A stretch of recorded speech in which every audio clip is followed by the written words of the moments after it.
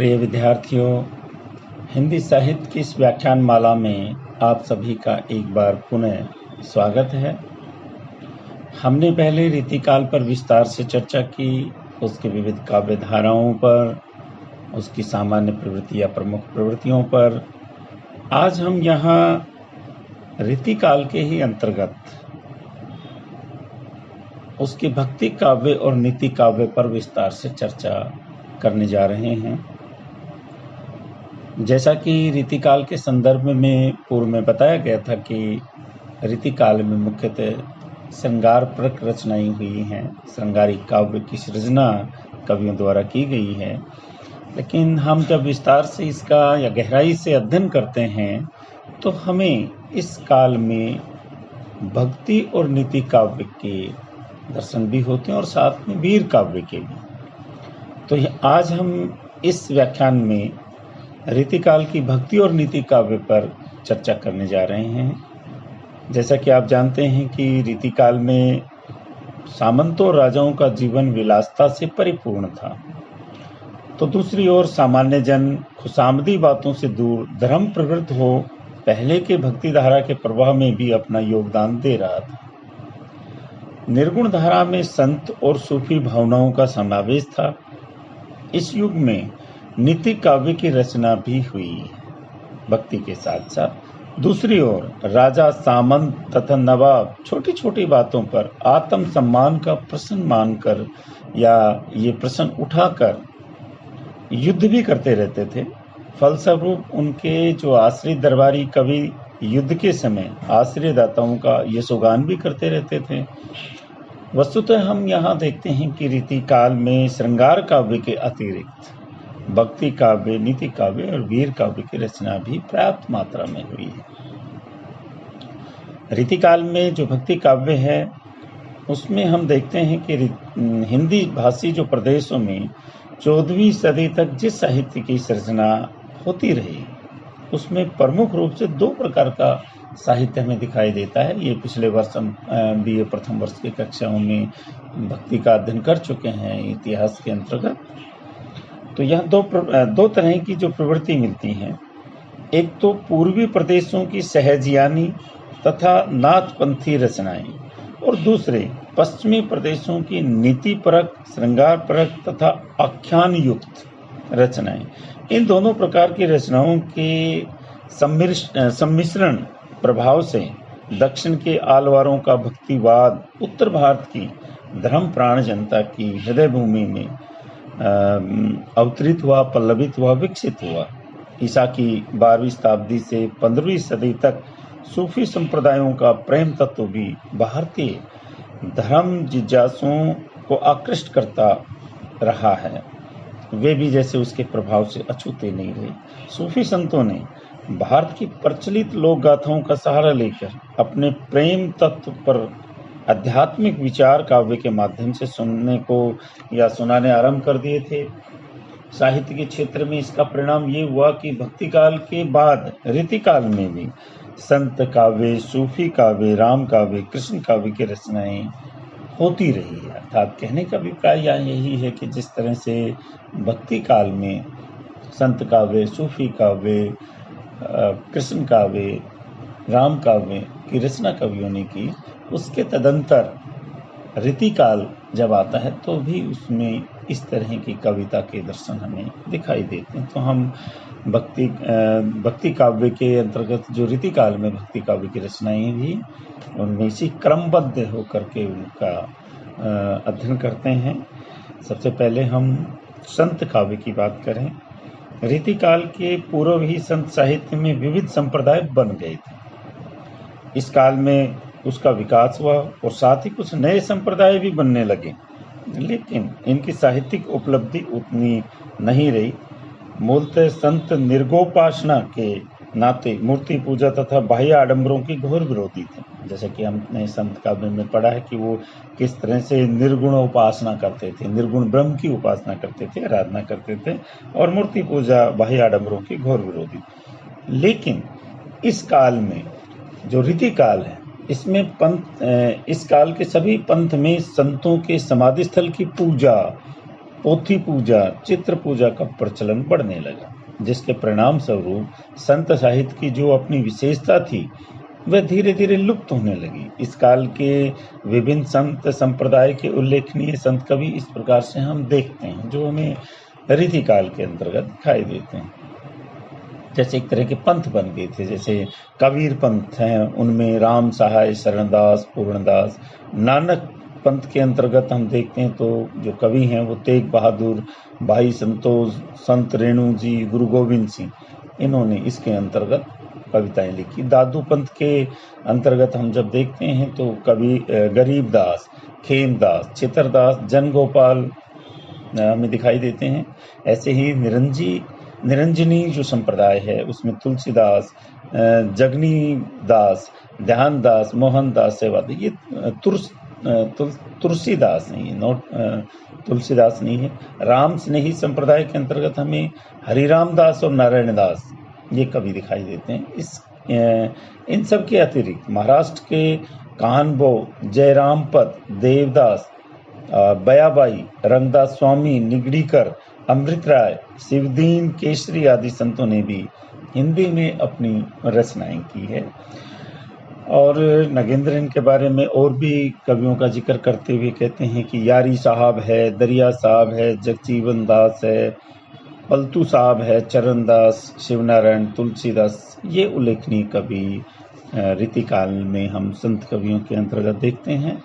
और यह ये स्पष्ट है कि जो पहले भक्ति काल में संत कवियों की जो परंपरा थी या संत कवियों का जो जीवन दर्शन था, उनका जो कविता थी वो अलग तरह की थी। और जब हम रीतिकाल में इन संत कवियों की कविताएं देखते हैं तो उसमें लगता है कि जैसे कि आडंबर और बाह्याचार का प्रभाव हो गया था, जो कि पूर्व में संत काव्य में नहीं था।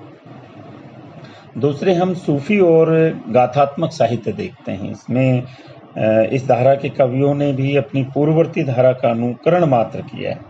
कथा, प्रबंध और भाषा शैली में भी कोई उपलब्धियां या नहीं है। कासिम शाह, सूरदास, दुखहरण दास, मुकुंद सिंह, नूर मोहम्मद, शेख निसार, हुसैन अली खां, शाह नफज अली आदि उत्तरी तथा बहराम, गुलदाम, गुलाम अली, सैयद सिराज आदि दक्षिणी कवि रीतिकालीन इस काव्यधारा के उल्लेखनीय कवि माने जाते हैं। तो यहाँ हम इस बात की चर्चा कर रहे हैं कि जो भक्ति काल में सूफी काव्यधारा प्रवाहित हो रही थी वो कहीं क्षीण रूप में रीतिकाल में भी हमें प्रवाहित होती हुई दिखाई देती है। और तीसरे नंबर राम भक्ति साहित्य की बात करते हैं। तुलसी के समय से ही राम भक्ति साहित्य में रसिक भक्ति का प्रचलन हो चुका था। रीतिकाल में राम भक्ति साहित्य में इसी रसिक भक्ति साहित्य का बड़ा बोलबाला रहा।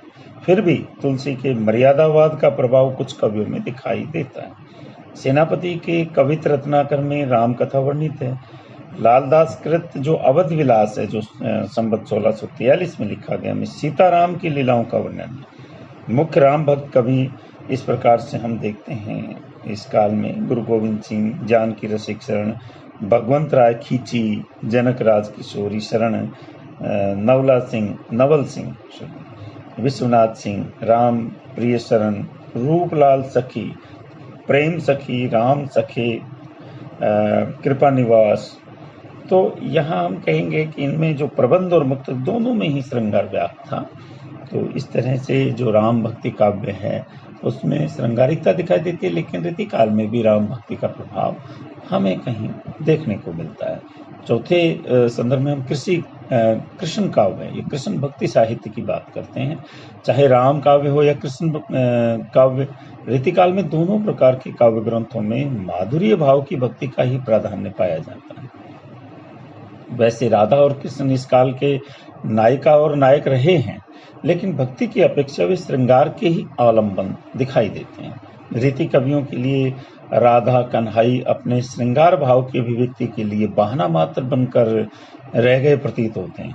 यहाँ आकर राधा प्रमुख आराध्य बन गई और राधा या कृष्ण की आराधिका न रहकर श्रृंगार की आराधिका बन गई। इसीलिए इसे भक्ति साहित्य भी कहा या भक्ति साहित्य भी कहाँ तक कहा जाए, ये आशंका भी हमें बनी रहती है, क्योंकि हमें ये लगता है कि राधा और कृष्ण का जो प्रेम भाव वो कहीं भौतिकता के धरातल पर इन कवियों ने अपनाया है, नायक नायिका के रूप में ज़्यादा दिखाई देता है, भक्ति के रूप में।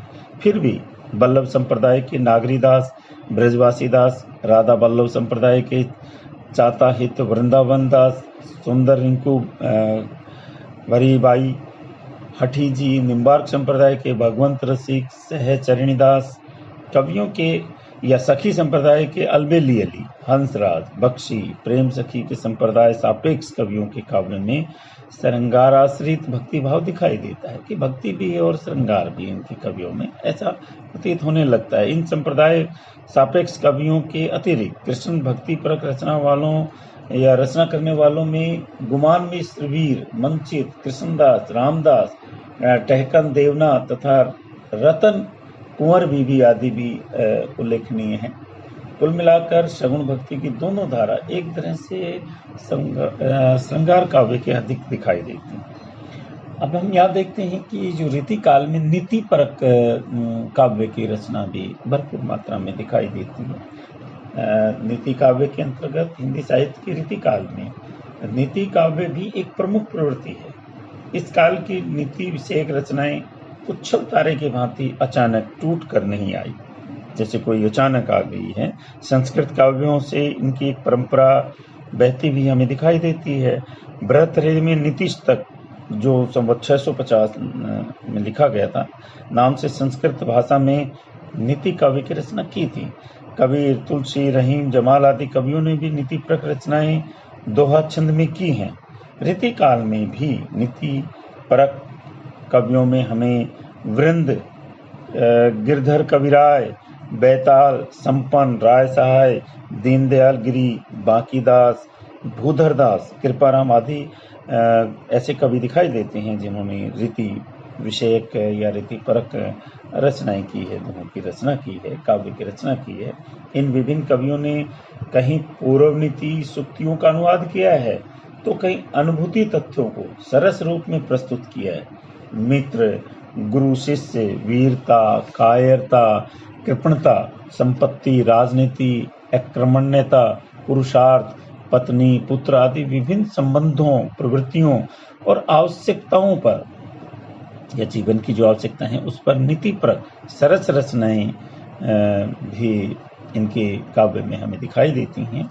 इसकी अभिव्यक्ति के लिए, जैसे नीति परक जो काव्य है उसकी अभिव्यक्ति के लिए इन्होंने जिन जिन छंदों स्वरों को, जैसे सोरठा, दोहा, कवित्व, कुंडलियां आदि मुक्तक छोटे छंदों का प्रयोग किया है।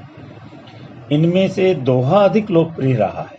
मुक्तकों के साथ कुछ नीति उपदेश प्रधान प्रबंध और निबंध काव्य की रचना इस काल में हुई, जैसे गोपाल कवि का दंपत्ति वाक्य विलास, रघुनाथ का जैसे सभासार नाटिका, मनरंग लाल का सप्तवैशन चरित्र, त्रिया विनोद चरित्र आदि का शिल्प विधान प्रबंधात्मक है, और भगवती दास का पंचेंद्रिय संवाद, देवाब्रह्म का ढाल मधु पून और सास बहू का झगड़ा आदि निबंध काव्य रचनाएं हैं। शैली की दृष्टि से इस काल में विविधता दिखाई देती है। तथ्य निरूपक, उपदेशात्मक, ऐतिहासिकता, शब्दावर्तक, संख्यात्मक, संवाद, कथात्मक, रूपात्मक, व्याख्यात्मक, संबोधात्मक, व्यंग्यात्मक आदि विभिन्न शैलियों में नीति काव्य रचा गया है। घोर पतन की वेला में ये नैतिकता का प्रतिपादन अपने आप में कम महत्वपूर्ण नहीं दिखाई देता। ये कहा जा सकता है कि भाई रीति काल में जहाँ घोर नैतिकता का पतन हो रहा था, ऐसे में कभी नीति परकता की बात कर रहे थे, तो ये बहुत महत्वपूर्ण माना जा सकता है। कुछ नीति परक काव्य के उदाहरण यहाँ देखिए। हम यहाँ वृंद का उदाहरण दे रहे हैं।